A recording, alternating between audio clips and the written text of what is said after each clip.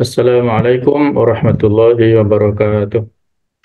Waalaikumsalam warahmatullahi wabarakatuh.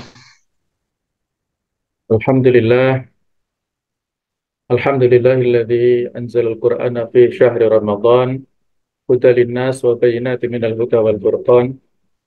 Asyhadu an la ilaha illallah wahdahu la syarika lah wa asyhadu anna Muhammadan abduhu wa rasuluh la nabiyya ba'dah.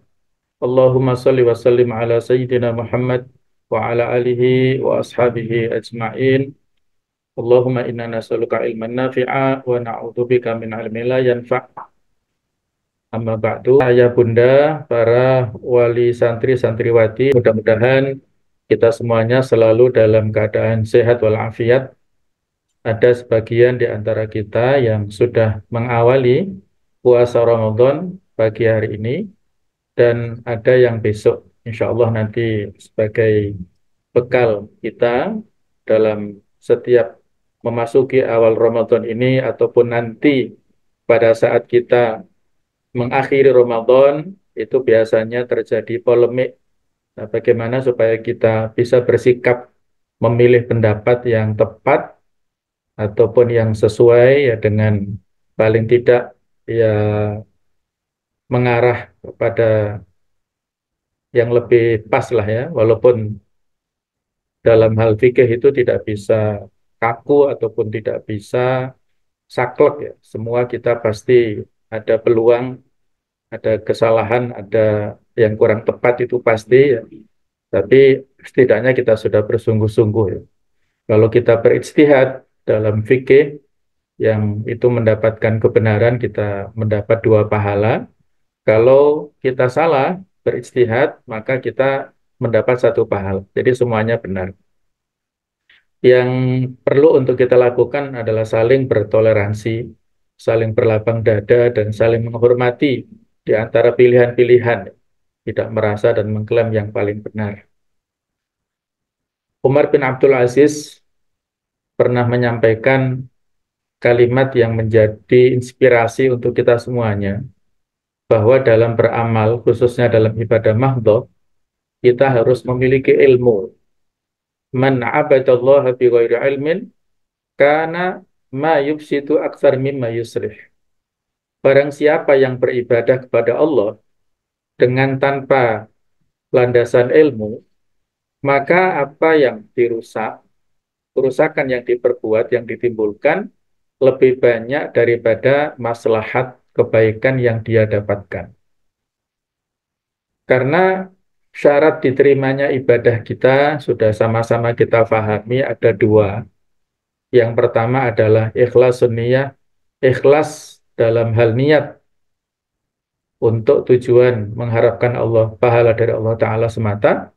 Yang kedua adalah sesuai dengan petunjuk Rasulullah atau muwafaqatus syariah, sesuai dengan yang diberikan petunjuk ataupun dicontohkan oleh beliau. Dalilnya di akhir surat Al-Kahfi ya, surat Al-Kahfi 110 Allah Ta'ala berfirman, "Faman kana yarju liqa'a rabbih falyamal 'amalan shalihan wa la yusyrik bi'ibadati rabbih ahada."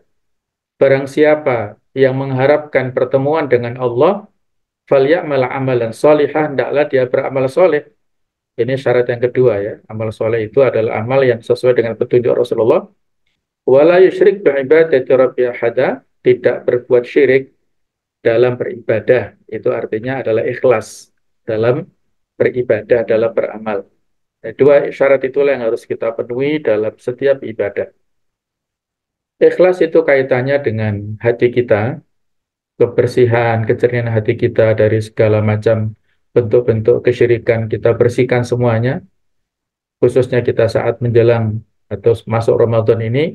Mari kita bersihkan hati kita, dan muwafaqatus syariah, sesuai dengan petunjuk syariat, itu harus dilandasi dengan ilmu. Bekalnya adalah ilmu. Kalau tanpa ilmu, maka ini ada madharat yang ini ya, keburukan yang berdampak kepada kita semuanya. Nah, kaitannya dengan penentuan awal dan akhir Ramadan ini, ada dasar dan penentuan dasar penentuan awal bulan, di antaranya bisa kita lihat di surat Al-Baqarah 189, ketika pada saat itu para sahabat bertanya kepada Rasulullah SAW, "Ya Rasulullah, mengapa bulan sabit itu timbul tenggelam, muncul, kemudian hilang? Apa kira-kira hikmahnya?" Maka Allah Ta'ala memberikan jawaban kepada Rasulullah untuk disampaikan kepada para sahabat saat itu, dan tinjauannya bukan dari sisi astronominya, ya, tapi tinjauannya dari hikmah. Ini sebagai bukti Al-Quran itu kitab wahyu, kitab pedoman untuk kita jadikan sebagai pegangan dalam hidup, bukan kitab astronomi atau kitab geografi atau kitab yang lainnya, bukan. Tapi Al-Quran adalah kitab wahyu pedoman hidup kita. Sehingga dalam hal menjawab, pendekatan Islam Allah Ta'ala adalah hikmah apa yang tersembunyi atau yang ada di dalam timbul tenggelamnya hilal ini. Yas'alunaka anil ahillah. Mereka bertanya kepada Muhammad tentang bulan sabit. Kul, katakanlah, hiya mawaqitu linnasi wal haji. Itu dalam rangka untuk menjadi waktu-waktu ibadah dan juga waktu pelaksanaan haji.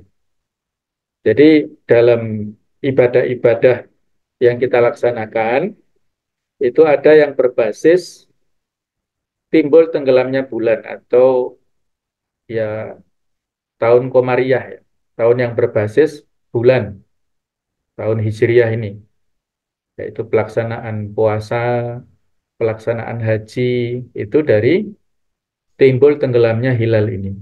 Adapun untuk sholat, itu berdasarkan beredarnya matahari.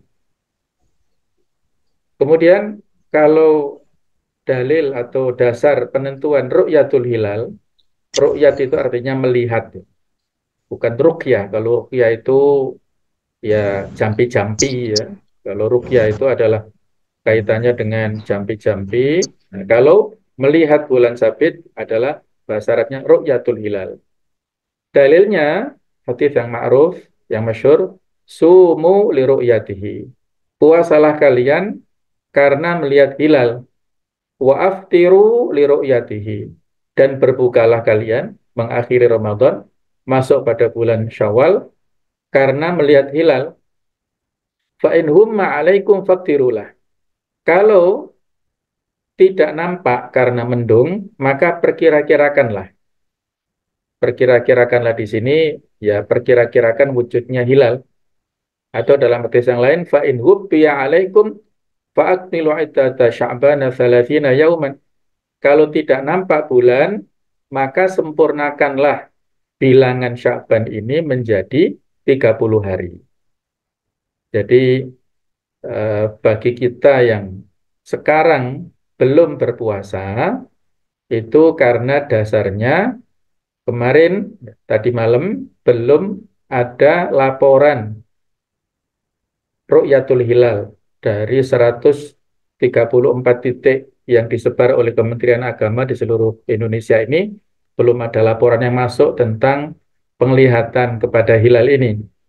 Sehingga kita sempurnakan bilangan Sya'ban menjadi 30.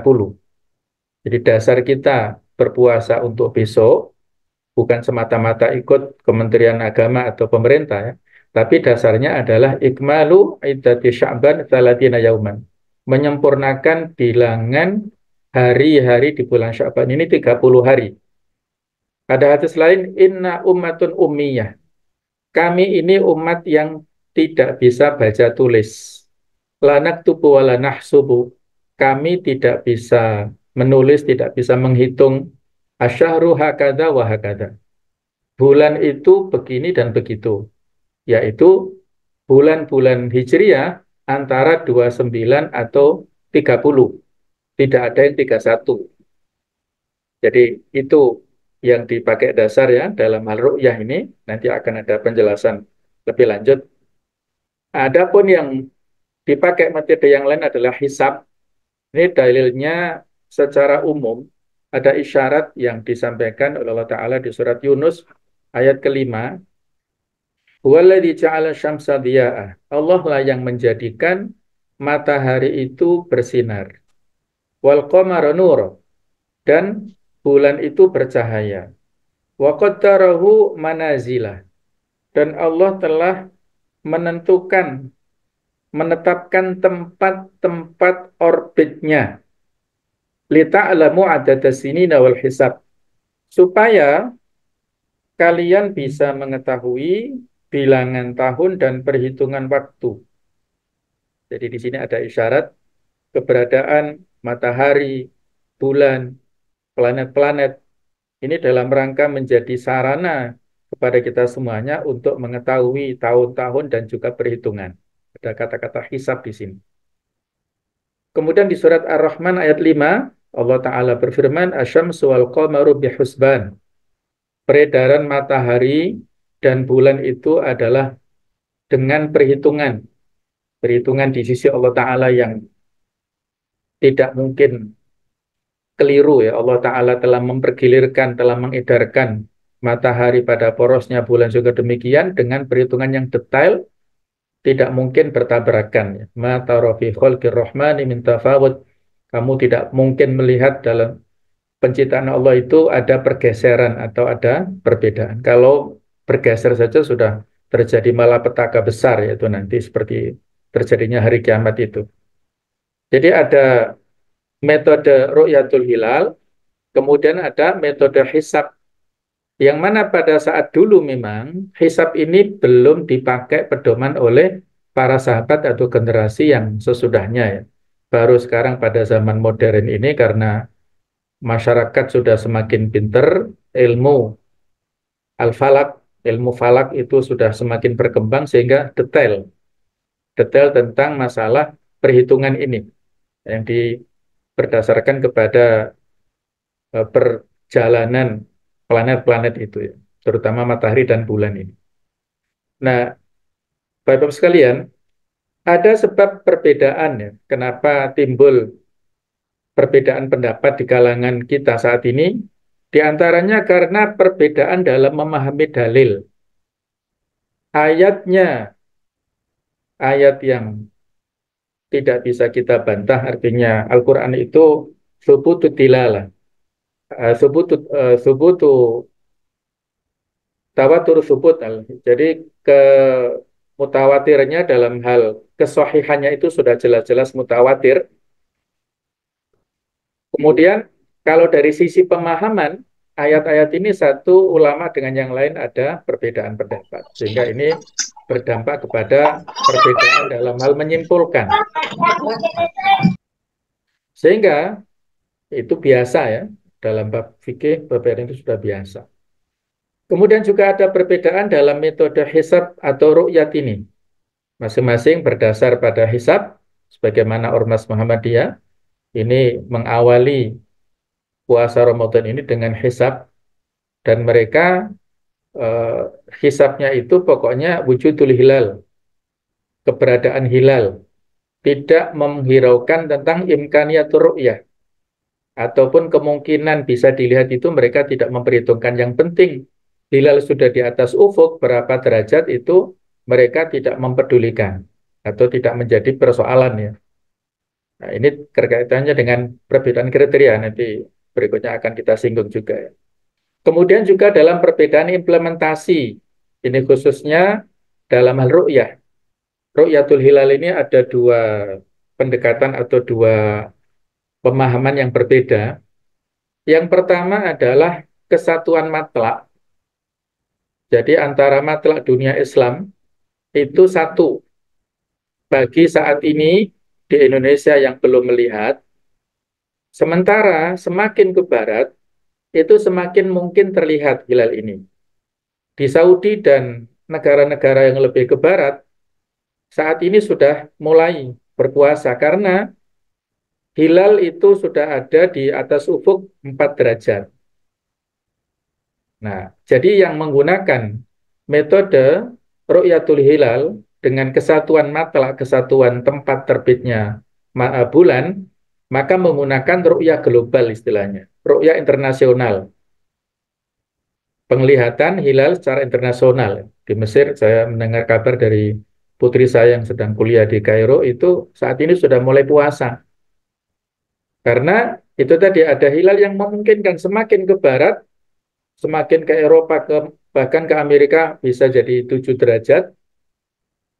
Tapi kita yang masih di timur, jadi kalau di timur ini daerah Sabang yang paling barat saja tidak terlihat hilal, apalagi daerah Kalimantan, daerah Maluku ataupun Papua itu tidak mungkin melihat kalau yang sebelah barat nggak bisa melihat. Nah itulah ya, jadi ada perbedaan kesatuan matlak dan perbedaan matlak. Kesatuan matlak ini dasarnya sumu li ru'yatihi tadi. Berpuasalah kalian karena melihat hilal. Jadi kalau ada di antara kaum muslimin, walaupun berbeda negara, itu bisa melihat, maka itu bisa untuk menjadi dasar yang lainnya. Itu mazhab jumhur. Sedangkan mazhab Syafi'i itu menggunakan ikhtilaful matali', perbedaan matlak. Masing-masing negara punya matlak yang berbeda-beda. Indonesia punya matlak, India punya matlak, Saudi punya matlak yang berbeda-beda. Dalilnya hadis yang terkenal yang disebut hadis Quraib. Jadi satu saat Quraib itu diutus untuk suatu urusan ke negeri Syam. Dia tinggal di Madinah, kemudian diutus untuk satu urusan ke Syam. Dan pada saat itu masuk bulan puasa. Orang-orang melihat hilal di negara Syam itu pada malam Jumat, sehingga mereka puasanya pada hari Jumatnya, itu sudah memulai puasa. Sedangkan pada saat itu dia beraktivitas dan hampir akhir Ramadan beliau pulang ke Madinah, bertemu dengan para sahabat di antaranya Abdullah bin Abbas. Kemudian bertanya, kapan kalian mengawali puasa? Kata Quraib, kami mengawali malam Jumat karena hilal terlihat malam Jumat itu. Kemudian penduduk Madinah mengawalinya pada malam Sabtu. Ketika Quraib bertanya, kenapa kalian tidak mencukupkan dengan ru'yahnya Muawiyah? Muawiyah itu adalah gubernur Madinah, gubernur Syam ya. Kenapa kalian nggak cukup dengan ru'yahnya penduduk Syam? Maka kata Ibnu Abbas, kata amarona Rasulullah SAW. Seperti itulah yang diperintahkan oleh Rasulullah SAW. Artinya, masing-masing punya matlak. Karena kami melihat hilal itu malam Sabtu, maka Sabtunya baru mulai puasa. Sedangkan kalian melihat hilalnya malam Jumat, Jumatnya sudah kalian awali puasa. Itu dalil dari perbedaan matlak yang diikuti oleh mazhab Syafi'i, dan negara kita, pemerintah kita itu mengikuti mazhab ini. Karena masing-masing kita punya matlak, negara kita punya matlak berbeda dengan matlak yang lainnya. Nah, kurang lebih seperti itulah, mudah-mudahan bisa dipahami. Sehingga kalau misalnya ada sebagian di antara kita yang ikut pendapat Muhammadiyah hari ini puasa, ini saran pribadi saya, bukan semata-mata berdasarkan hisab, tetapi berdasarkan kesatuan matlak tadi. Karena Saudi melihat, Mesir melihat, dan negara-negara Timur Tengah melihat, maka silakan kalau mendengar kabar ya, karena dunia Islam masih bisa terjangkau informasinya, silakan ikuti ru'yatul hilal dari mereka berdasarkan pendapat jumhur ulama tadi ya, bukan semata-mata hisab. Jadi metode yang digunakan oleh kita, Kementerian Agama ini memadukan antara hisab dan ru'yatul hilal. Hisab ini sebagai informasi dan ru'yah al-hilal sebagai konfirmasi. Bisa diingat-ingat ya rumusnya ini. Jadi metode hisab ini sebagai informasi, informasi saja, informatif, normatif, teoritis. Dan ru'yatul hilal sebagai konfirmasi untuk membuktikan kebenaran informasi yang kita dapatkan itu. Nah, kesimpulan yang disampaikan oleh Kementerian Agama tadi malam, ya, saya sempat mengikuti lewat YouTube itu, bahwa sidang isbat ini berdasarkan hisab yang sudah mereka ketahui ya. Jadi ilmu hisab ini ilmu yang sudah banyak masyarakat kita yang sudah mengetahui. Jadi ada dua kesimpulan ini. Yang pertama, berdasar kriteria MABIMS. MABIMS itu singkatan dari Kementerian Agama, Menteri Agama, Brunei, Indonesia, Malaysia, dan Singapura. Jadi 4 negara ASEAN ini semacam punya keterikatan ya, ijma lah ya, ijma lokal di sini. Jadi mereka sepakat bahwasanya yang dianggap masuk bulan baru itu kalau bulan berada di atas ufuk 3 sampai 6 derajat ini. Nah, sementara pada hari kemarin tanggal 10 Maret 2024 posisi hilal di seluruh wilayah NKRI belum masuk kriteria minimum tinggi hilal 3%. Dan elongasi adalah sudut antara bulan dan matahari ini tidak sampai 6, ini tidak sampai 6,4%. Sehingga tanggal 1 Ramadan secara hisab, ini hisab ya, hisab jatuh bertepatan dengan hari Selasa Pon, besok pada tanggal 12 Maret 2024. Nomor 2, kelaziman penentuan awal bulan Ramadan, Syawal, dan Dzulhijjah di Indonesia menggunakan metode ru'yah dan hisab. Hisab sifatnya informatif dan kedudukannya ru'yah sebagai konfirmasi dari hisab. Jadi pada hari ru'yah tanggal 10 Maret kemarin menjelang maghrib itu tinggi hilal di seluruh wilayah NKRI antara ini minus 0 derajat, kemudian ya 0,3 minus 0,3 sampai dengan 0,5 ya. Dan elongasi antara ini di seluruh wilayah NKRI termasuk di kota Sabang yang paling barat Provinsi Aceh dari negara kita ini belum masuk kriteria imkan ru'yah MABIMS. Imkan itu artinya kemungkinan. Jadi kalau posisi hilal sependek itu maka belum dimungkinkan kita melihat hilal menurut kesepakatan negara-negara di MABIMS ini. Oleh karenanya hilal menjelang awal Ramadan pada hari ru'yah ini secara teoritis dapat diprediksi tidak akan terru'yat, tidak akan terlihat karena posisinya berada di bawah kriteria imkanur ru'yah tersebut.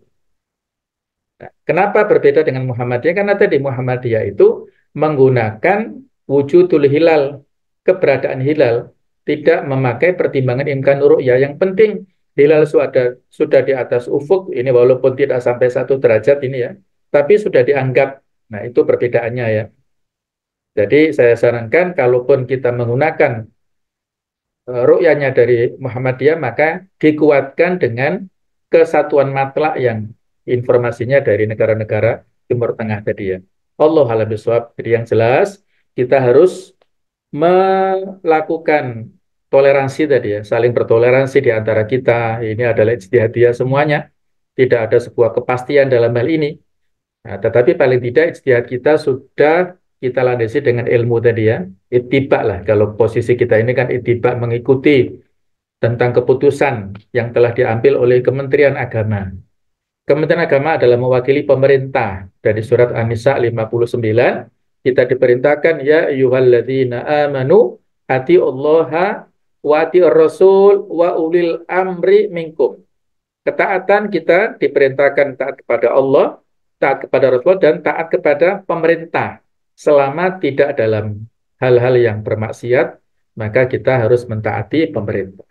Itu kaitan petunjuk yang secara normatif ada di dalam Al-Quran ya. Baik, ini mudah-mudahan bukan sesuatu yang menambah bingung ya, tapi ya sekedar untuk bisa menambah wawasan kita, supaya kita tidak taklid setiap kali masuk Ramadan, setiap kali nanti mengakhiri Ramadan bingung mana yang kita pilih, mana yang kita ikuti. Tak usah bingung, ikuti saja apa yang diputuskan pemerintah. Di sana juga banyak ulama, banyak ahli dalam bidang hisab, dalam bidang yang lain-lainnya banyak ya, kita ikuti. Dan dengan dasar ya, mengikuti dengan dasar disebut ittiba. Nah, berikutnya tentang beberapa muqaddimah pengertian puasa, dalilnya, ragam puasa secara pensyariatan dan juga keutamaan puasa. Secara bahasa, soma, som itu atau siam itu dari kata-kata soma yasumu, sauman wa siyaman. Artinya al-imsak, menahan diri anisyai'i dari sesuatu, watarku dan meninggalkan lahu sesuatu tersebut, wal kafu anhu menjaga dari sesuatu itu. Penggunaan kata-kata sauma ini diantaranya dari Al-Quran, kata-kata yang ada di surat Maryam ayat 26, yaitu pernyataan dari Nabi Zakaria, apa tanda-tanda kalau saya nanti akan mendapat keturunan? Maka di sini ada tandanya kamu nggak berbicara pada manusia. Maka dia mengatakan, ini nadartu lirrahmani sauma. Sesungguhnya aku telah bernadar berpuasa untuk Tuhan yang Maha Pengasih. Falan ukalimal yauma insiya. Aku tidak akan berbicara dengan siapapun pada hari ini. Jadi ada kata-kata sauma, itu adalah imsakan, menahan diri. Dari apa? Dari puasa. Ya, dari bicara maksudnya ya. Menahan diri dari bicara. Kalau kenapa saum diartikan puasa itu dari bahasa Sanskerta yang berasal dari dua suku kata, yaitu upavasa. Upavasa, kemudian dirubah menjadi upawasa, kemudian diganti menjadi puasa. Untuk tradisi puasa ini juga sama, dulu ada umat-umat terdahulu, bukan hanya umat tauhid, umatnya nabi nabi-nabi terdahulu saja, tapi juga umat-umat yang agama non samawi juga dulu punya tradisi walaupun tata caranya berbeda ya. Adapun pengertian secara istilah yaitu at-ta'abbud lillah, beribadah kepada Allah. Jadi kita berpuasa ini tujuannya ibadah. Bil imtina'i anil mufattirat, dengan menahan diri dari segala yang bisa membatalkan puasa. Membatalkan apa? Bentuknya nanti ada penjelasan. Intinya makan dan jima itu, makan minum dan jima itu mufattirat. Min tulu'il fajri, dari terbitnya waktu fajar, fajar sotik ya, al-fajr sotik. Fajar sotik adalah fajar masuknya subuh. Kalau fajar kadib, fajar masuknya imsak itu. Ila guru bisyamsi, sampai kepada tenggelamnya matahari ma'niyah, disertai dengan niat. Nah, inilah puasa.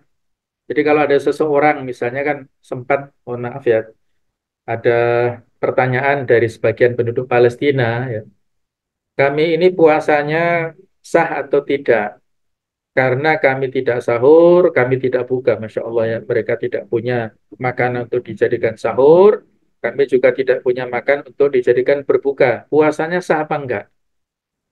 Jadi yang penting di sini niatnya, walaupun nggak ada yang dimakan sahur atau saat buka, yang penting niatnya, maka sah saja. Ada lagi ketika mereka ditanya, kenapa sih kalian ketika mau masuk Ramadan kok bergembira ya? Padahal kan juga nggak ada makanan. Kata mereka, supaya kami, lapar kami lebih bermakna, Masya Allah ya. Supaya lapar kami lebih bermakna. Karena mereka nggak ada yang bisa dimakan, nggak ada yang bisa diminum.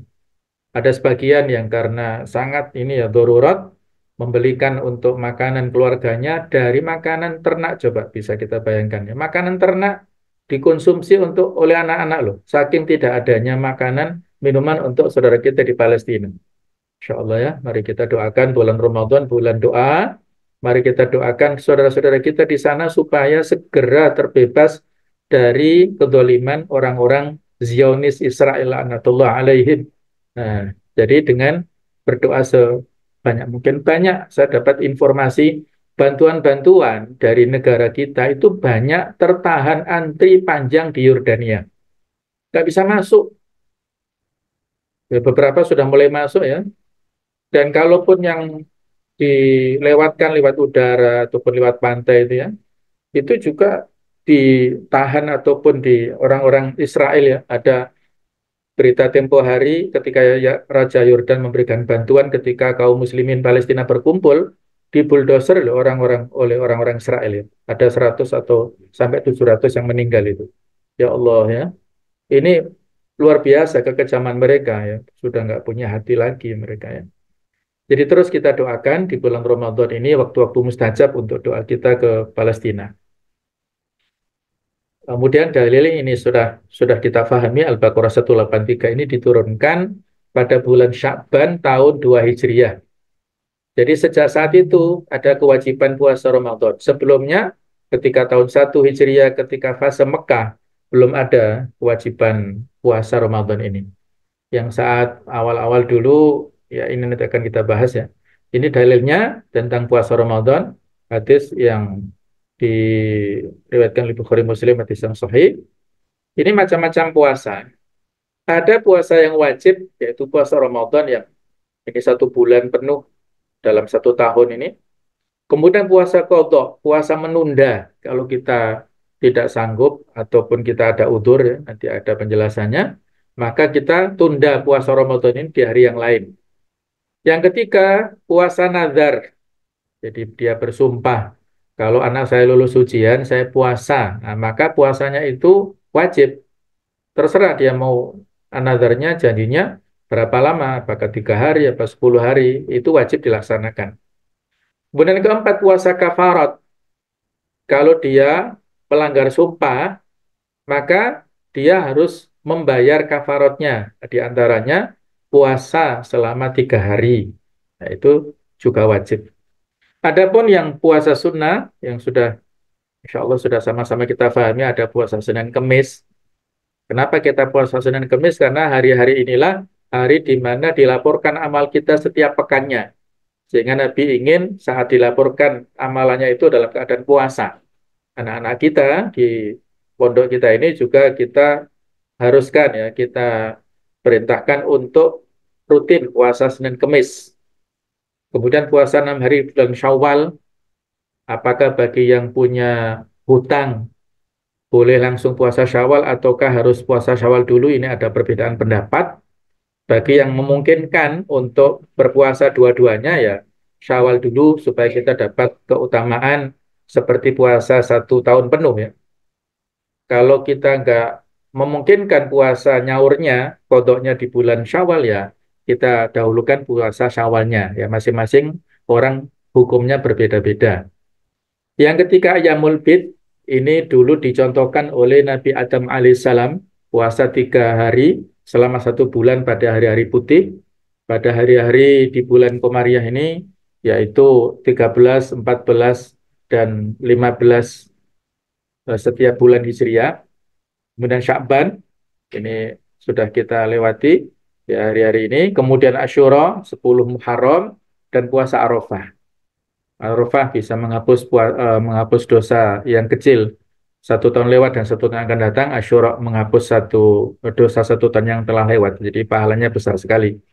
Sedangkan ada hukumnya makruh. Misalnya kita mengkhususkan puasa hanya hari Jumat saja. Kita makruh. Kalau kita ketepatan Jumat pas Ayamul Bid, monggo. Kalau kita puasa Daud misalnya pas hari Jumat juga monggo, nggak apa-apa. Kalau misalnya kita niat mengkonto hari Jumat juga nggak apa-apa. Niat nadar juga nggak apa-apa. Tapi kalau hanya semata-mata puasa pada hari Jumat itu makruh. Karena hari Jumat adalah hari raya kita. Hari raya itu kan hari raya nggak boleh makan, minum ya. Ini hari kecil, hari raya kecil. Maka tidak puasa pada hari Jumat. Kemudian hari Sabtu saja. Ini juga makruh. Nah, Sabtu ini biasanya digunakan hari idnya orang-orang Yahudi. Kemudian haram pada 5, ini kan 5 hari ya, 1, 2, 3 ini kalau kita total 5 hari, 1 Syawal, kemudian pada tanggal 10 Dzulhijjah, disambung dengan hari tasyrik, 11, 12, 13 Dzulhijjah, ini 5 hari. Nggak boleh kita puasa di 5 hari ini, dan juga nggak boleh puasa wisol. Puasa wisol itu puasa terus menerus, tidak ada sahurnya, tidak ada bukanya, hari-harinya dia puasa, ya mungkin untuk tujuan tertentu, apa mungkin puasa ngebleng atau apa ya. Jadi nggak ada dalam aturannya. Nabi pernah, tapi beliau nama amani Robbi wasakoni, Allah memberikan makan minum kepada beliau, khusus beliau saja, nggak boleh kita tiru syariat ini. Nah berikutnya tentang sejarah pensyariatan puasa. Jadi sebelum adanya puasa Ramadan ini sudah ada lebih dulu puasa Asyura dan Ayamul Bid ini. Di mana pada saat Nabi hijrah ke Madinah, itu orang-orang Yahudi memuliakan hari Asyura. Kemudian Nabi bertanya, kalian ngapain? Nah, maka mereka mengatakan kami menghormati, mensyukuri Nabi Musa yang telah diselamatkan dari kejaran Fir'aun dari Laut Merah dulu, maka kami berpuasa. Nabi mengatakan, nahnu ahaqqu bikum ahaqqu bi Musa minkum, kami lebih berhak untuk mensyukuri Nabi Musa daripada kalian. Maka Nabi pun berpuasa Asyura pada saat itu. Ini awal-awal Hijriah, hijrah ke Madinah maksudnya ya. Jadi saat itu belum ada kewajiban puasa. Nah, kemudian baru diwajibkan puasa ini pada tahun kedua. Itu pun ada tahapan dulu. Di Al-Baqarah 183 ini masih ada pilihan. Wa antasumu khairul lakum. Kalau kalian puasa itu lebih baik daripada membayar fidyah, daripada berbuka atau membayar dan membayar fidyah atau mengganti pada hari yang lain. Jadi berpuasa ini pada bulan Ramadan ini seolah-olah di sini ya memiliki pemahaman lebih afdol ya, lebih afdol berarti kan sunnah, seolah-olah begitu ya. Nah, kemudian dinasakh atau dihapuskan oleh ayat yang sesudahnya. Ya, ini agak unik. Nah, jadi ayat sesudahnya langsung di menghapus ayat sebelumnya.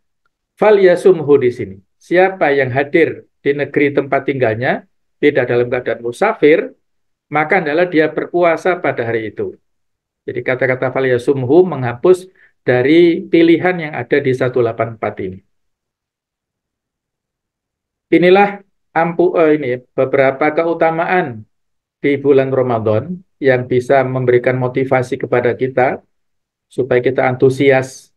Di dalamnya ada banyak tersedia ampunan. Syahrul Maghfirah, bulan Ramadan ini. Apabila kita puasa dalam keadaan iman dan ihtisaban untuk mengharapkan atau melandasi dengan keimanan mengharap kepada pahala dari Allah. Kemudian balasan spesial, kullu amal ibni adam lahu illa saum. Setiap amal manusia itu miliknya kecuali puasa. Fa innahu li wa ana ajzi bihi. Puasa itu milikku dan akulah yang memberikan balasan kepadanya. Ada beberapa penafsiran di antara ulama, tapi saya lebih tertarik dengan penafsiran Sufyan bin Uyainah tentang hadis ini, bahwasanya nanti pada hari kiamat di akhirat yaumul hisab, masing-masing orang itu membawa kebaikannya dan keburukannya.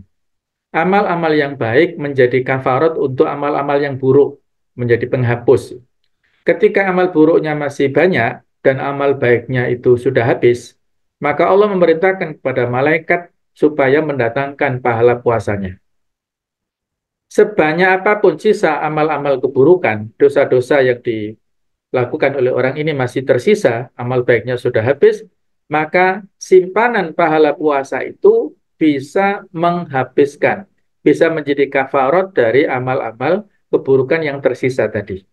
Sehingga tuntas, selesai, dan dia mendapatkan jaminan untuk masuk surga dari pintu Ar-Rayyan, pintu spesial untuk para ahlu saum, ahlu siam yang rajin puasa, bukan Ramadan saja ya, tapi juga puasa-puasa sunnah, yang rajin berpuasa sunnah itu masuk dari pintu Ar-Rayyan. Nah, itu maksud daripada puasa itu spesial. Allah Ta'ala yang memberikan balasan kepada orang-orang yang berpuasa. Kemudian ada kegembiraan. Lisoimi farhatani. Orang yang berpuasa itu memiliki dua kegembiraan. Farhatun inda fitrihi. Satu kegembiraan saat dia berbuka. Wa farhatun inda liqa'i rabbih. Satu kegembiraan saat dia bertemu dengan Allah. Jadi pada saat kita menjelang berbuka puasa itu waktu-waktu yang mustajab untuk berdoa. Jadi saya sampaikan, mari kita doakan untuk kaum muslimin di Palestina. Mari kita doakan untuk keluarga kita, orang tua kita yang masih hidup atau yang sudah meninggal. Semuanya waktu kita mungkin 5-10 menit kita duduk bersama keluarga di rumah, kita membaca wirid-wirid, kita membaca doa bersama, itu luar biasa. Kegembiraan sekaligus ada istijabah doa di sana. Kemudian ada apresiasi bau mulut. Kalau bau mulut orang puasa saja sewangi ini ya, lebih wangi daripada minyak kasturi, apalagi pembicaraannya, apalagi kalimat nasihatnya, itu lebih utama ya, lebih bagus dibanding Allah Ta'ala. Kemudian puasa juga bisa menjadi perisai, as-saumu junnah, ka junnati ahadikum minan nar. puasa itu sebagai perisai yang bisa melindungi dari api neraka. Kemudian masuk pintu Ar-Rayyan tadi, dan pembela di akhirat. As-shaumu wal Qur'anu yasyafi'an yaumal qiyamah. Puasa dan Al-Quran ini bisa membela, menjadi pengacara nanti di akhirat. Jadi ada yang penuntut, ada yang pengacara. Nah, Al-Quran dan puasa ini menjadi pengacara pembela. Adapun tentang kewajiban puasa ini, untuk siapa saja, yajibu adaan ala kulli muslim. Puasa ini diwajibkan adaan, bukan qadha ya. Adaan berarti ditunaikan tepat waktu kepada setiap muslim maupun muslimah sama saja.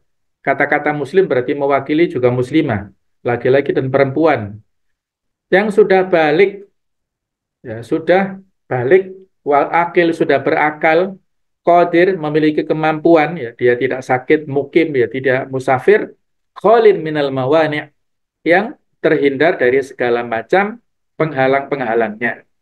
Jadi tidak ada halangannya. Halangan utama tadi sakit ataupun safar. Ya. Inilah puasa yang diwajibkan kepada orang-orang yang seperti ini. Kemudian orang yang berpuasa, kemudian dia tidak ada udzur apa-apa, ternyata membatalkan. Nah, ini ya bahaya. Ya. Man aftara yauman min Ramadan min ghairi rukhsah, lam yujizhu siyamuhu ad-dahr. Siapa yang berbuka, tidak berpuasa sehari saja di bulan Ramadan, tanpa ada udzur, tanpa ada rukhsah, keringanan, atau alasan yang dibolehkan tidak berpuasa, maka itu tidak cukup diganti dengan puasa 1 tahun. Ya. Coba kita bayangkan. 1 kali dibatalkan tanpa udzur, tidak bisa diganti puasa sepanjang tahun. Betapa mulianya ya, tadi puasa Ramadan satu saja nggak bisa dikonversi menjadi 1 tahun. Ya. 360 hari itu. Nah, pendapat jumhur, ini ada peluang diminta bertaubat dan mengkodok. Kalau mengkodok ya bukan 1 tahun kan mengkodok ya, mengkodok 1 hari saja. Nah, ini 1 tahun itu dari sisi pahala yang abstrak ya, yang tidak bisa kita lihat. Nah, sedangkan pendapat sebagian Syafi'iyah, Dzahiriyah dan Ibnu Taimiyah mengatakan tidak bermanfaat mengkodok puasanya. Wala yakdi muta'ammidun bila udrin. Orang yang sengaja meninggalkan ibadah tanpa udzur maka tidak ada kodok baginya. Sauman wala solatan, baik itu puasa maupun sholat, wala tasihhu minhu, anda pun dikodok, itu juga tidak sah. Nah, jadi sampai seperti ini kan berarti lebih berat ya konsekuensinya di sini, karena mengambil secara tekstual dari hadis ini. Tidak sah atau tidak bisa diganti dengan puasa 1 tahun, jadi nggak sah kodoknya. Nah, tapi ini pendapat jumhur saya kira lebih lunak ya. Dia diminta bertobat dan mengkodok semampu dia. Ini hal-hal yang bahkan yang membolehkan orang berbuka ya pada saat dia berpuasa ada udzur. Nah, ini dalilnya wa 'alal ladzina utikunahu, kepada orang yang merasa berat maka dia tidak berpuasa kemudian dia membayar fidyah untuk diberikan makan kepada fakir miskin. Boleh tidak puasa dan bayar fidyah saja. Untuk siapa? Lansia, orang yang sakit kronis menahun, pekerja berat, kemudian ibu hamil dan menyusui. Ini pendapat Ibnu Umar dan Ibnu Abbas. Sedangkan berikutnya, orang yang boleh tidak puasa dan kodok saja. Kali ini kan dua-duanya ya, kodok dan fidyah. Kalau di sini, eh, yaitu tidak puasa dan kodok saja. Yaitu sakit dengan harapan sembuh. Ya, itu musafir. Mohon maaf ya, yang pertama nggak ada kontok karena nggak mampu ya. Jadi dia boleh tidak puasa dan bayar fidyah saja. Kali ini boleh tidak puasa dan kodok saja. Kebalikan dari yang pertama ya. Jadi tidak ada fidyahnya. Jadi sakit dengan harapan sembuh. Karena kalau sembuh bisa mengkodok musafir. Kalau dia nanti sudah tidak safar lagi bisa mengkodok ya. Ini tergantung pada dari sisi fikul waqi. Jadi kalau kita ditanya musafir, ada seseorang, saya mau pergi dari Malang ke Jakarta, boleh nggak puasa ya? Kita tanya dulu perginya naik apa. Kalau dia perginya naik pesawat terbang hanya 1,5 jam saja, ya lebih baik dia puasa. Tapi kalau dia perginya misalnya naik kereta api kelas ekonomi atau mungkin naik bis yang kelas ekonomi yang berat, maka boleh ya, boleh dia untuk tidak berpuasa. Kemudian poin berikutnya boleh tidak puasa dan bayar fidyah plus qadha. Ini bagi wanita hamil dan menyusui yang khawatir dengan anaknya atau janinnya. Ini kalau janin berarti dia sedang mengandung, kalau anaknya berarti dia akan menyusui ya. Jadi dia kalau ada waktu ya, tetapi kalau dia hamil terus menyusui, hamil menyusui dalam waktu yang anaknya banyak, ini susah, maka dia cukup bayar fidyah saja. Kemudian dilarang puasa hanya kodok saja wanita haid dan nifas. Tergantung hari yang ditinggalkan berapa, maka dia tidak boleh membayar fidyah, cukup bayar kodok. Untuk anak-anak silahkan kita latih ya, bagaimana yang dilakukan oleh para salafun soleh dulu ya. Fakunna nasumuhu ba'd wa nusawwimu sibyanana. Ya, jadi kita waktu itu berpuasa dan memerintahkan kepada anak-anak kita untuk latihan puasa ya. Pahalanya diberikan kepada walinya. Bahkan di sini kami buatkan mereka mainan dan kait. Jika ada yang menangis meminta makanan, kami memberikan mainan itu begitu seterusnya sampai datang waktu berbuka ya. Daripada mereka ya ini main HP atau main game ini ya, diberikan mainan ataupun disuruh untuk yang bermanfaat lah ya, bukan yang lahun seperti ini. Adapun musafir, apakah lebih berbuka atau puasa? Ada pilihan di sini, tapi para ulama beda pendapat. Abu Hanifah, Syafi'i, dan Malik berpendapat bahwa berpuasa lebih utama bagi yang kuat melakukannya. Sedangkan berbuka lebih utama bagi orang yang tidak kuat berpuasa. Dan Imam Ahmad berpendapat bahwa berbuka lebih utama. Umar bin Abdul Aziz berpendapat bahwa yang lebih utama adalah yang lebih mudah jika ia kesulitan dalam mengkodok dan lebih mudah jika berpuasa di hari Ramadan, maka ia lebih baik berpuasa. Saya kira pendapat Umar bin Abdul Aziz ini lebih moderat ya dan lebih sesuai dengan realita tadi. Tergantung tingkat kesulitan dia. Kondisi yang sakit yang boleh tidak berpuasa, kata Imam Nawawi, adapun orang yang sakit ringan dan tidak merasakan berat yang jelas, dia tidak boleh diberbuka tanpa ada perbedaan di alam mazhab kami, mazhab Syafi'i ini. Ketentuan sakitnya ini, sakitnya akan bertambah disebabkan berpuasa, maka dia boleh berbuka. Kemudian kesembuhannya akan lama disebabkan dia berpuasa. Yang ketiga mengalami kepayahan yang sangat meskipun penyakitnya tidak semakin parah dan tidak lama lagi, tidak lama kesembuhannya. Yang keempat, orang yang khawatir terkena penyakit disebabkan berpuasa. Idealnya berdasarkan tausiah atau rekomendasi dari dokter muslim. Apakah dia terus puasanya ataukah berbuka, itu hendaknya ada saran, rekomendasi dari dokter yang bisa dipercaya, khususnya yang muslim. Adapun wanita, haid dan nifas, dan mengkodok sholat ini diajarkan menurut ini ada pertanyaan dari Mu'ad kepada Aisyah, ma balul haid takdi sauma wala takdi sholah. Kenapa orang haid mengkodok puasa dan tidak mengkodok sholat? Nah, maka beliau menjawab, apakah Anda Haruri, kelompok Khawarij? Nah, saya menjawab bukan. Saya bukan dari kelompok Haruri. Akan tapi saya bertanya, eh, beliau menjawab ini, kunna kana yusibuna dalika. Dulu kami mengalami seperti itu.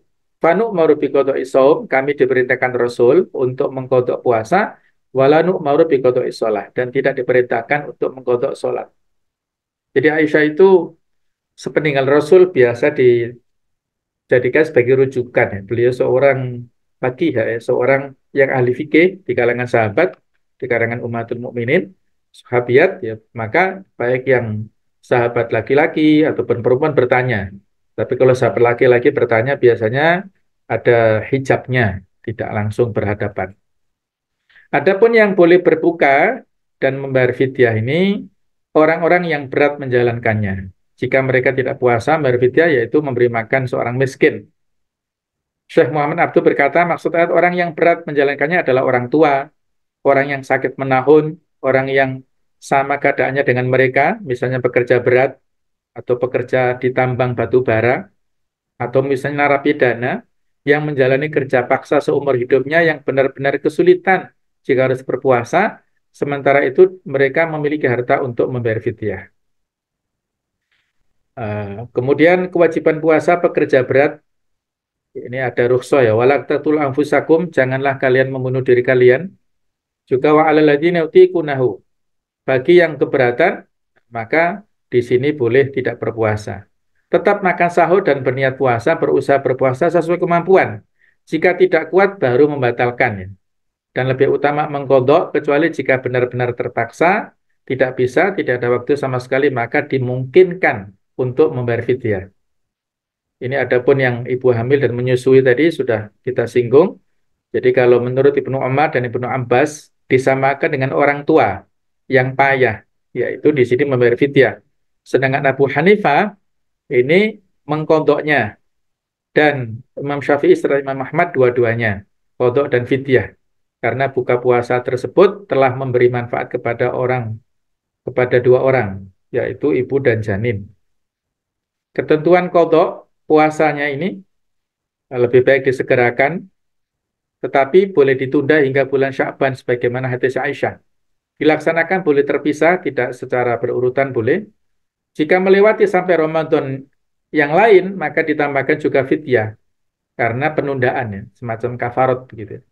Sebelum selesai qadha boleh menjalankan puasa sunnah. Jumhur ulama, ini seperti yang saya ilustrasikan tadi, puasa sunnah Syawal tadi, ya.